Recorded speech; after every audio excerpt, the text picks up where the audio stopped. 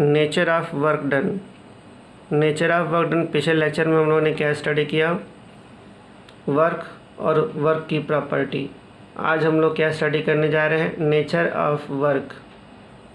तो क्या होता है nature of work, that mean work is a scalar quantity. ये ऑब्वियस हो चुका है कि वर्क क्या एक स्केलर क्वांटिटी है, फिर भी येट इसकी वैल्यू क्या होती है, positive, negative and zero. This is the nature of the work, कि क्या ऐसा कारण है कि नेचर में वो पॉजिटिव भी है, नेगेटिव है एंड ज़ीरो भी है। सो आइए देखते हैं।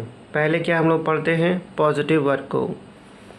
पॉजिटिव वर्क में क्या है कि if a force acting on a body has a component in the direction of the, important क्या है, direction of the displacement.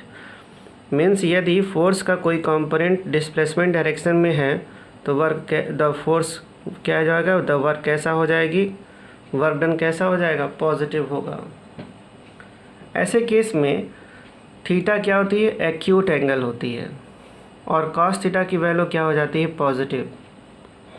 Theta क्या होती है, एक्यूट एंगल होती है, और कॉस थीटा क्या हो जाता है, पॉजिटिव होता है।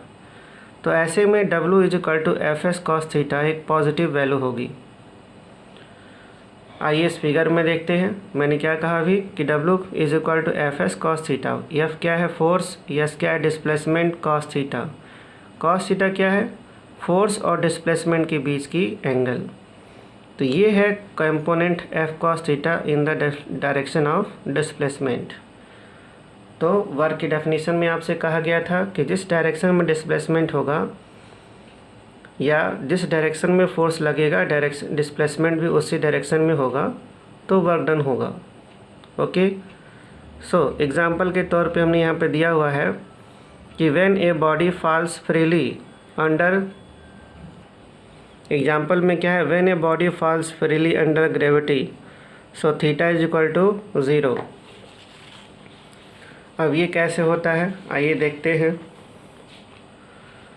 सपोज़ कीजिए एक ऑब्जेक्ट छोड़ा जा रहा है इस डायरेक्शन में और ये ग्राउंड की तरफ रीच कर रही है, तो डिस्प्लेसमेंट की डायरेक्शन ये हो गई, और वेट, फोर्स यानी कि जिसे हम कहते हैं mg, दैट मीन्स वेट, ये दोनों की डायरेक्शन क्या है, सेम है। ओके, तो इस ऑब्जेक्ट पे यानी इस बॉल पे जो फोर्स लग रही है वो फोर्स क्या है, वेट है, ग्रेविटेशनल फोर्स है, राइट। तो ग्रेविटेशनल फोर्स और डिस्प्लेसमेंट दोनों की डायरेक्शन सेम है, इस वजह से यहाँ पे थीटा की वैल्यू क्या है, ज़ीरो। सही है। तो इस तरह से work done by the gravity is क्या, पॉजिटिव हो जाएगी। Work done by the gravity is positive. Okay, now number 2 है when a horse pulls a cart, जब एक घोड़ा गाड़ी को खींचता है, the applied force and displacement are in the same direction, यानी कि जो घोड़ा गाड़ी पे जो फोर्स अप्लाई करता है वो फोर्स और डिस्प्लेसमेंट दोनों सेम डायरेक्शन में हो जाते हैं, इसलिए घोड़ा जो है गाड़ी को आसानी से खींच लेता है, और ऐसे में work done by the horse is positive. सही है। नंबर 3, अगला एग्जांपल क्या है कि when a spring is stretched. आइए देखते हैं कैसे स्ट्रेच करते हैं। लुक इट हियर, मान लेते हैं ये स्प्रिंग है नॉर्मल कंडीशंस में, ये रहा स्प्रिंग नॉर्मल कंडीशन में है, लेकिन जब इसे हम फोर्स लगा करके साइड में, मैंने दोनों साइड में यदि फोर्स लगाया तो ये स्प्रिंग क्या हो गया, स्ट्रेच कर गई कुछ इस तरह से, राइट।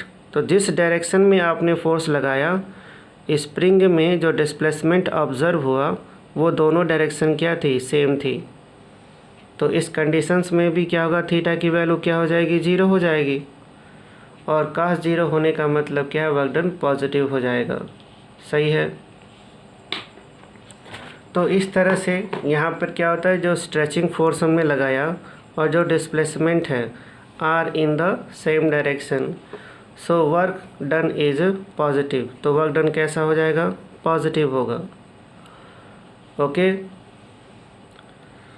अब हम बात करते हैं नेगेटिव वर्क की। अगला नेचर कैसा है वर्क का, नेगेटिव का। सो नेगेटिव में क्या होता है कि if a force acting on the body has a component in the opposite direction of displacement, यानी जिस डायरेक्शन में डिस्प्लेसमेंट होता है फोर्स उसके ठीक अपोजिट लग रहा होता है। इस फिगर में देखिए, इस फिगर में फोर्स का जो कंपोनेंट है वो डिस्प्लेसमेंट के ठीक अपोजिट है। क्यों ऐसा हो रहा है? क्योंकि इस केस में थीटा ऑब्ट्यूज है और ऑब्ट्यूज में कॉस थीटा की वैल्यू क्या होती है? नेगेटिव होती है।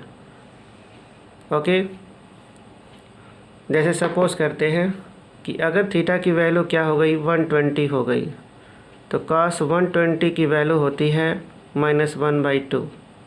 सही है। तो ऐसे में वर्क डन क्या हो जाएगी? नेगेटिव वैल्यू की आएगी। ओके, तो ऐसे कौन कौन से एग्जांपल हैं जो नेगेटिव वर्क को शो करते हैं? तो है पहला कि व्हेन ए बॉडी स्लाइड्स, जब भी कोई बॉडी किसी रफ सरफेस पर क्या होती है? स्लाइड्स कर रही होती है, सरक रही होती है, तो उसका जो डिस्प्लेसमेंट है और उसमें जो फोर्स ऑफ फ्रिक्शन डेवलप होता है ये दोनों ही क्या होते हैं? एक दूसरे के अपोजिट होते हैं। तो हम कहते हैं कि the work done by the friction, यहाँ सबसे इम्पॉर्टेंट क्या है? By the friction is negative, यानी कि जो वर्क हुआ है बाय द फ्रिक्शन वो क्या हो जाएगा? नेगेटिव होगा। क्लियर है? कैसे हुआ? आइए इसको भी देख लेते हैं। क्या कहते हैं इसमें? सपोज करते हैं कि कुछ ऐसा हुआ, ये ऑब्जेक्ट है, डिस्प्लेसमेंट की डायरेक्शन ये हुई और फ्रिक्शन की डायरेक्शन ये हो गई।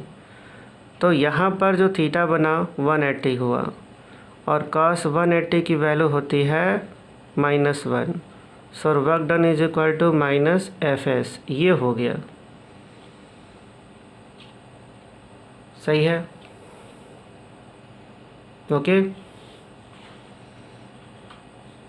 अगला एग्जांपल क्या कहता है कि when a body is lifted, अगर हम किसी बॉडी को ऊपर की तरफ उठा रहे होते हैं तो work done by the gravitational force is negative. आइए देखते ये कैसे हुआ। लुक इट हियर, कैसे हुआ? कैसे हुआ है देखते हैं। ये रहा ग्राउंड, बॉल को हमने ऊपर की तरफ क्या किया? लिफ्ट किया, उठा रहा ऊपर की तरफ। बॉल का डिस्प्लेसमेंट तो अपवर्ड डायरेक्शन में है, लेकिन तो इसका जो वेट है W वो नीचे की तरफ काम कर रहा है, और ये जो है W जो वेट है mg, ये कैसे ग्रेविटेशनल फोर्स है। तो ये दोनों ही क्या है? एक दूसरे के अपोजिट है। तो यहाँ जो एंगल बना वो कितना है? 180। सही है। और cos 180 होने का सेंस क्या है? नेगेटिव। cos 180 क्या हो जाएगी? वैल्यू हो जाएगी -1। तो फोर्स के अकॉर्डिंग वर्क डन क्या हो जाएगा? -FS। सही है। ओके, तो इस तरह से ये एग्जांपल क्लियर हुआ। So because the gravitational force act vertically downward, ठीक है, और डिस्प्लेसमेंट किधर हो रहा है? अपवर्ड डायरेक्शन में। सो इस तरह से दोनों के हिसाब से cos थीटा की वैल्यू क्या हो जाएगी? 180, और 180 होने का सेंस वर्क डन क्या हो गया? नेगेटिव। अगला एग्जांपल क्या कहता है? When we apply a brake, जब भी मूविंग व्हीकल को रोकने के लिए जब हम ब्रेक अप्लाई करते हैं तो क्या होगा? The work done by the braking force is negative. ठीक है, this is because the braking force and the displacement act in the opposite direction. सही है। अब हम बात करते हैं किसकी? जीरो वर्क की। जीरो वर्क ये क्या है? Work done by the force is zero. कब जीरो होगा? If the body gets displaced along the direction perpendicular to the direction of applied force, यानी कि डिस्प्लेसमेंट और फोर्स दोनों के बीच का एंगल क्या हो? 90 हो, परपेंडिकुलर हो एक दूसरे के, तो वर्क डन कैसा होगा? जीरो होगा। ओके, और ये भी हो सकता है, कैसे जीरो हो सकता है? कि डिस्प्लेसमेंट या फोर्स या दोनों ही क्या हो? जीरो हो। इम्पॉर्टेंट टर्म में ध्यान रखेंगे। कैसे मैं कह रहा हूँ इसे समझ लीजिए यहाँ पे।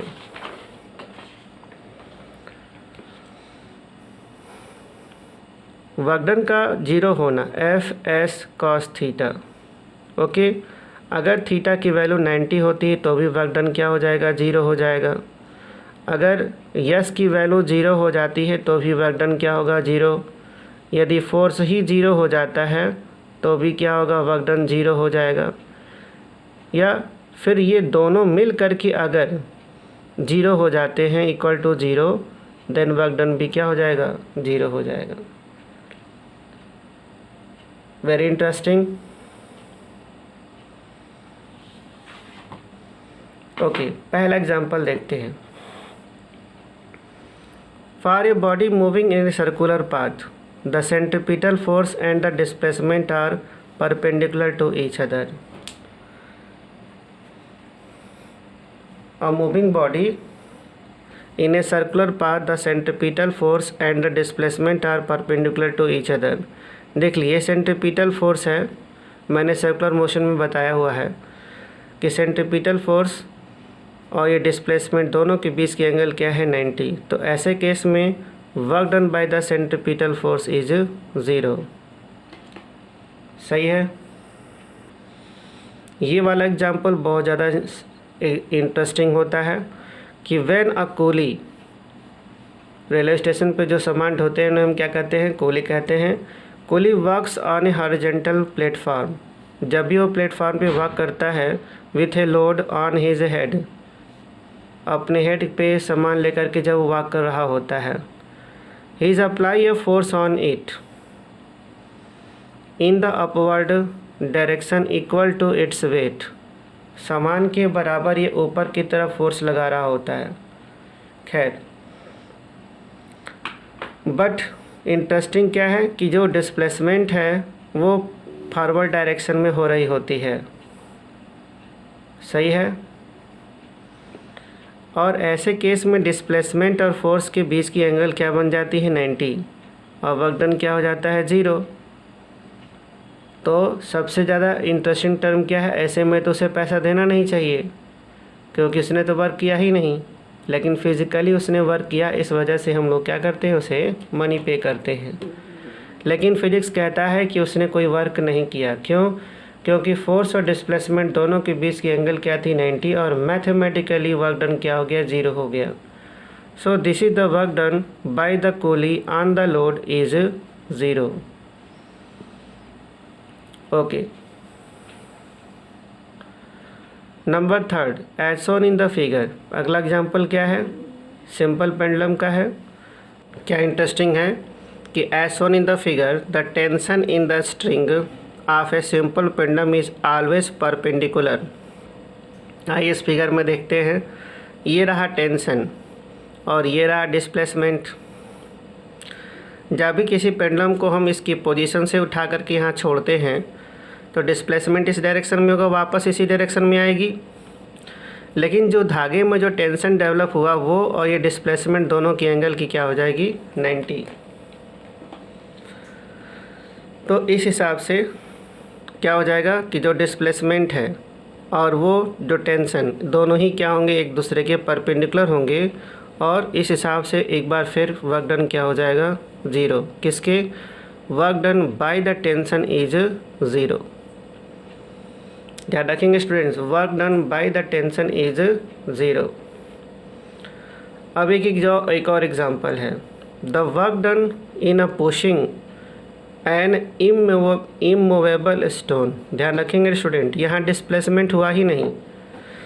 इमूवेबल का मतलब ये हुआ कि डिस्प्लेसमेंट यस की वैल्यू क्या हो गई, ज़ीरो, और डिस्प्लेसमेंट अगर ज़ीरो हो गया तो वर्क डन भी क्या हो जाएगा, zero. Always keep in the mind. तो डिस्प्लेसमेंट ज़ीरो है इसलिए वर्क डन भी क्या हो जाएगा, ज़ीरो। अब हम एट लास्ट डिस्कस करते हैं unit of work. Unit of work क्या होती है? एसआई सिस्टम में इसे हम जूल कहते हैं और 1 जूल होता है 1 न्यूटन मीटर का। ओके, और सीजीएस में हम इसे कहते हैं अर्ग, ERG, अर्ग कहते हैं। और एक अर्ग क्या होता है, 1 डाइन सेंटीमीटर के इक्वल होता है। 1 जूल 10⁻⁷ अर्ग के बराबर होता है या फिर एक अर्ग जो है 10⁻⁻7 जूल के इक्वल होता है। अगर हम 1 किलो जूल की बात करें तो ये 10⁻3 जूल होता है। डियर स्टूडेंट्स, एक बार और ध्यान देंगे, वर्क की एसआई यूनिट क्या होती है? जूल, और 1 जूल 1 न्यूटन मीटर है। सीजीएस में यूनिट होती है अर्ग, और एक अर्ग 1 डाइन सेंटीमीटर के इक्वल होता है। और मैथमेटिकली 1 जूल 10⁻7 अर्ग के इक्वल होता है, या फिर 1 अर्ग 10⁻⁻7 जूल के इक्वल होता है, या फिर 1 किलो जूल है 10⁻3 जूल के इक्वल होता है। राइट, ये थी नेचर ऑफ द वर्क और unit of the work. Okay students, channel को लाइक करें, शेयर एंड सब्सक्राइब करें। Dear students,